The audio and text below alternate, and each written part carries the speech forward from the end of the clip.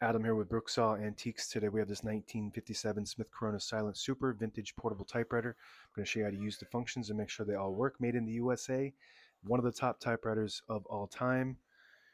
Not just from the USA, but top five, I would say, of all manual typewriters. Super smooth, tight action, quiet, precise, and reliable.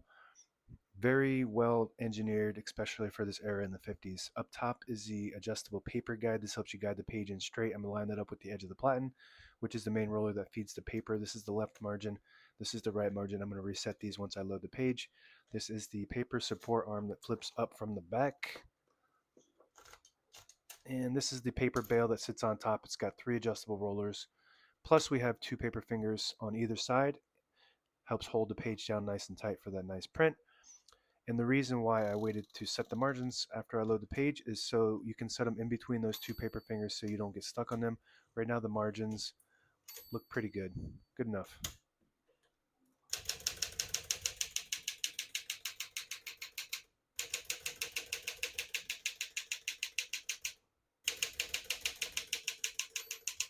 Once you hear the bell, you're near the end of the margin. Hit this line space, gets you back to the beginning, and skips 1, 2, or 3. Right now we have it on single, but if you want double, just flip that switch back 1 notch. It skips 2.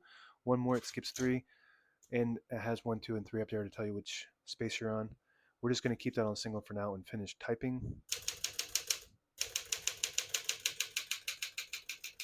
As you can see, all the keys type nice and none of them skip or stick. I'll type a sentence in red on the next line. A switch from black to red. There's a switch on the right side here. Flip that down to the red indicator. Prints the bottom portion of the ribbon, which is red. When you have it in the middle on the white indicator, it prints no ink at all. It just leaves a stencil for copying purposes. When you have it up top on the blue indicator, it prints the top portion of the ribbon, which is black. We're going to move that down for red.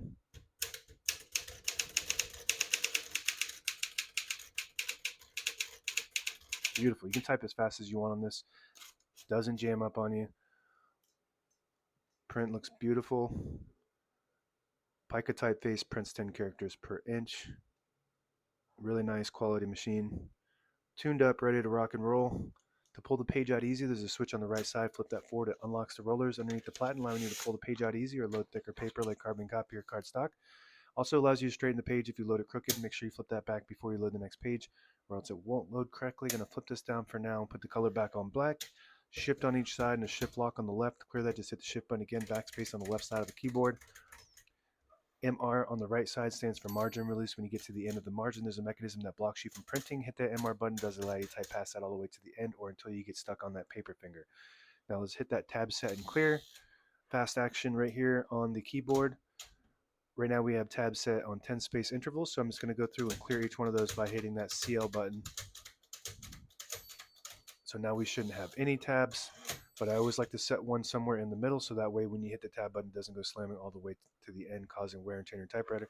And you just hit that set button and you can set a tab anywhere you want. Stops at that spot right there. Very good.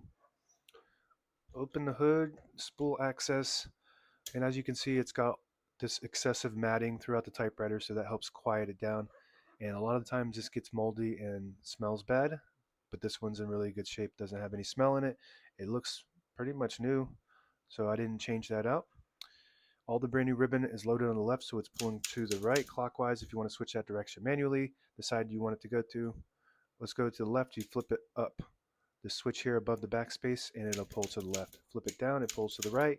It's got an automatic reverse. When you get to the end of the ribbon on either side, it'll pull on this mechanism here, and that swaps the direction of the way it pulls automatically. If you don't have an eyelet at the end, you can tie a knot and it can catch that. It usually does the same trick. This is your touch control right now. It's all the way in low, and as you can see, I could type as fast as I wanted on that, even though it was on low, and you can go even faster if you go high. That just loads a spring that's connected to all the keys, and that just increases the tension, so you do have to hit the keys harder for them to print, but they respond faster.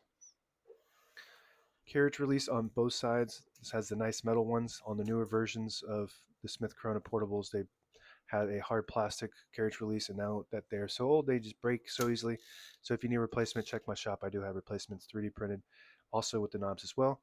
These knobs are regular, originals, but I do have 3D printed replicas if you need one.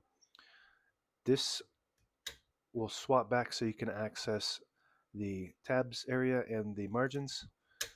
Don't really need to do that unless you're doing maintenance. And the carriage lock is on the front side of the left knob there. It will release the carriage and lock it in the middle, so when you have it in the case, it doesn't bang around causing damage to your escapement. To unlock that, just move it to the right, just like that.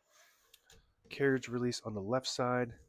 Super smooth. There's no play in this whatsoever. It's just top-notch engineering. If you pull out this lever on the end of the left knob, it disables the spacing so you can get to an exact spot on the page. You push it in, you get the clicks. Each one of those clicks is one space.